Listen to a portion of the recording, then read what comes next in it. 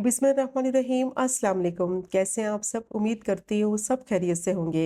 आज मैं आपके साथ शेयर करूँगी अंडा मसाला ग्रेवी की रेसिपी। बहुत ही मज़ेदार ये एग मसाला करी बनकर तैयार होती है और बिल्कुल ढाबा स्टाइल इसको बनाएंगे। सिंपल और इजी रेसिपी है और खाने में बहुत ही ज़्यादा टेस्टी भी होती है। बहुत ही मज़ेदार स्मूथ सिल्की इसका मसाला तैयार करेंगे। तो वीडियो को स्किप मत कीजिएगा, एंड तक देखिएगा। सारी टिप्स और ट्रिक्स मैं आपके साथ शेयर करूँगी। बहुत ही टेस्टी ये एग मसाला करी बनकर तैयार होगी। और अगर आपको आज की रेसिपी पसंद आए तो चैनल को भी सब्सक्राइब करें। तो चलें शुरू करते हैं इसको बनाना।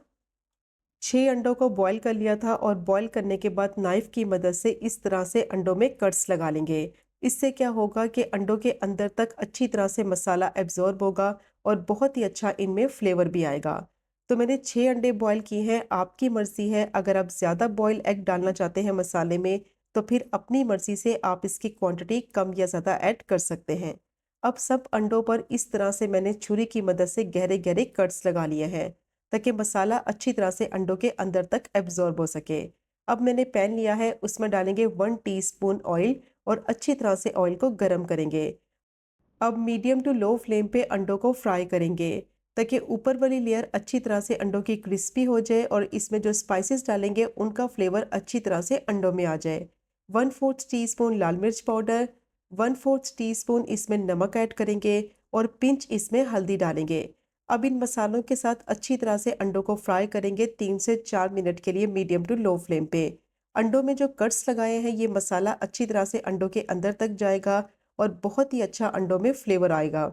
और अंडों को जब इस तरह से फ्राई करेंगे मसालों के साथ, मसाले अच्छी तरह से इसके अंदर एब्जॉर्ब हो जाएंगे और जब इसको ग्रेवी में पकाएंगे तो बहुत ही अच्छा मसाले में फ्लेवर आएगा।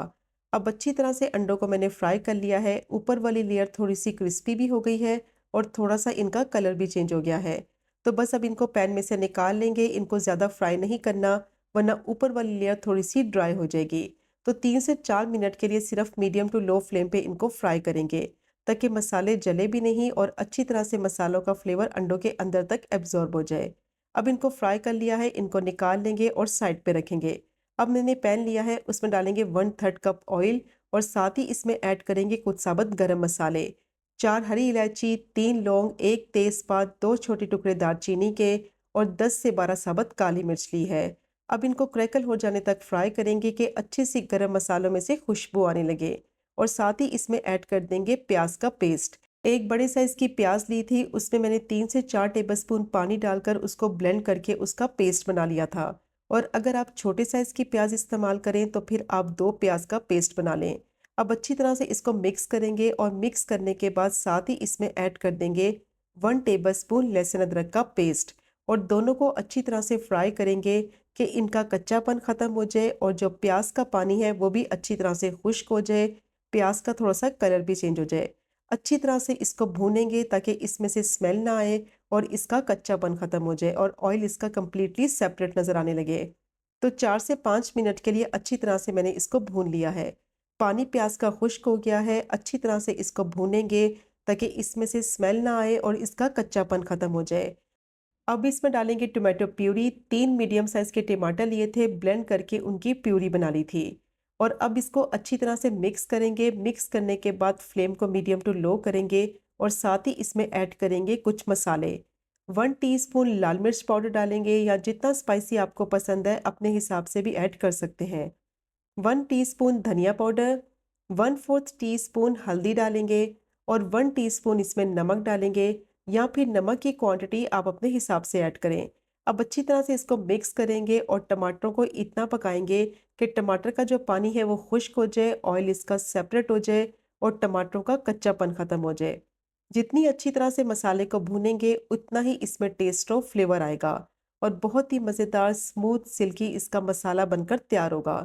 अब कम से कम 5 से 6 मिनट के लिए अच्छी तरह से मसाले को मैंने भून लिया है।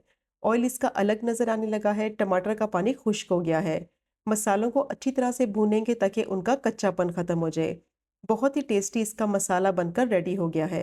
अब जो अंडे फ्राई करके रखे हुए थे वो अंडे इसमें डालेंगे और अंडों को भी अच्छी तरह से भूनेंगे मसाले के साथ 3 से 4 मिनट के लिए।